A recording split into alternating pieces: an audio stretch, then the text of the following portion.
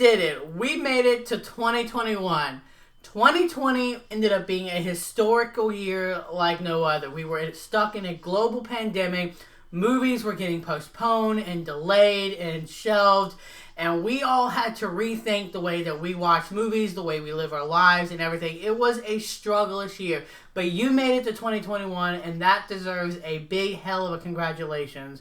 You're stronger than you think. Let's talk about 2020. As you know, so many movies got postponed, all the big blockbusters, but studios still gave us stuff throughout the year. So unless you didn't stop watching things, or, just went down memory lane and rewatched a bunch of old stuff, there was actually a ton of really great stuff that did get released in 2020. While I watched drastically less than I normally watch every year, normally I hit about close to 200 new release films of that year. This year I only hit like 143. But the best kicker of it all is sometimes less is more, because I didn't have the theater and the distraction of going to see any and every movie, because sometimes I will just because I got a free ticket and I'll go watch it even though I know I'm probably not going to like it.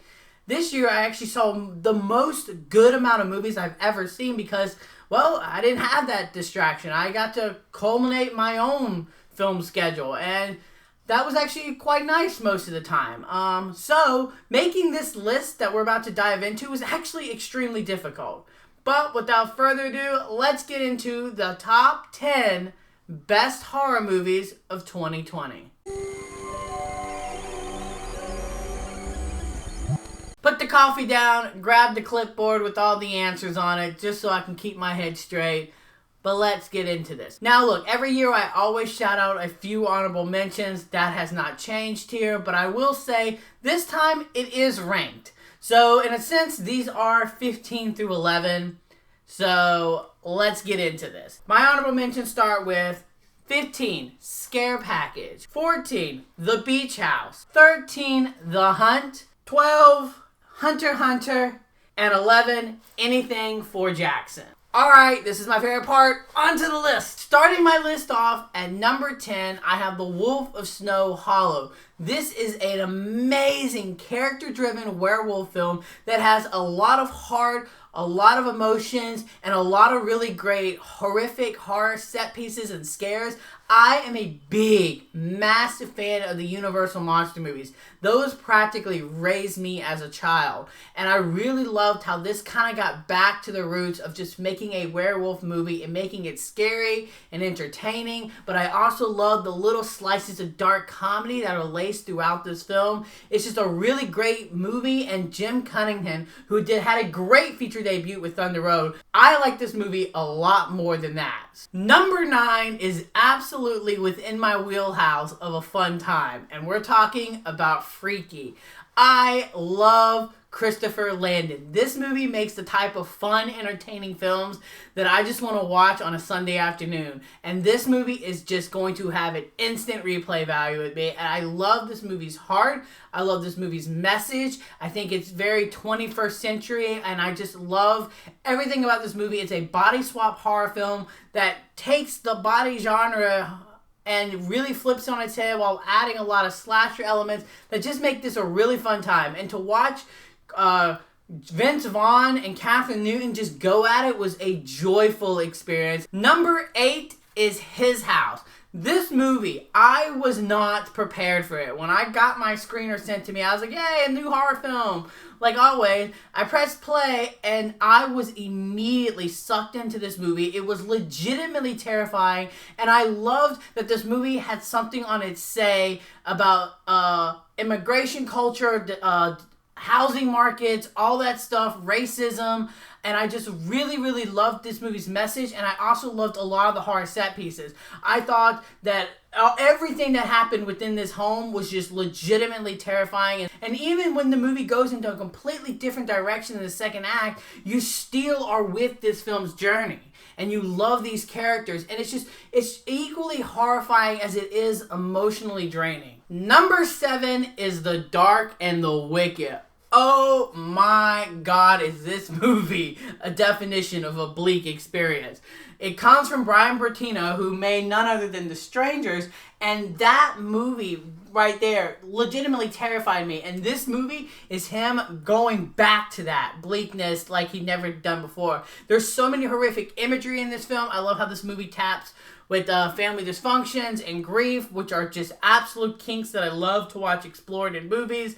And it's so terrifying and unsettling. And literally, some of the imagery in this movie literally stayed in my head for a really long time. It was one of those movies where I was like, I might actually have a hard time sleeping tonight, because it's just the slow, somber approach. And how this movie even taps into religion, I thought was very, very good. This one is a very, very uncomfortable, scary time. Coming in at my number 6 spot, I have The Empty Man. Y'all, this movie was, without a shadow of a doubt, the biggest surprise of 2020 for me. I went in thinking that this was going to be a joke of a movie, since its whole marketing campaign was a joke, and it ended up surprising the hell out of me. And not only surprising me, but legitimately terrifying the crap out of me, y'all. This movie was absolutely horrific and scary. And look, I feel so bad for the director. I really feel like this movie, if had it came even from any other studio, if this was like an A24 or Neon Film, I feel like legitimately it would have been better received. And while this movie I hope will one day find its audience, I know it won't please everyone, because it is a bit too weird and long, and it's more of like a horror mystery where it's more about trying to figure out about the entity than it is about the entity wreaking havoc. And I thought that that was fantastic, and also offers arguably one of the scariest scenes in all of 2020. That wood sequence legitimately petrified me and had me running in place in the theater when I watched it.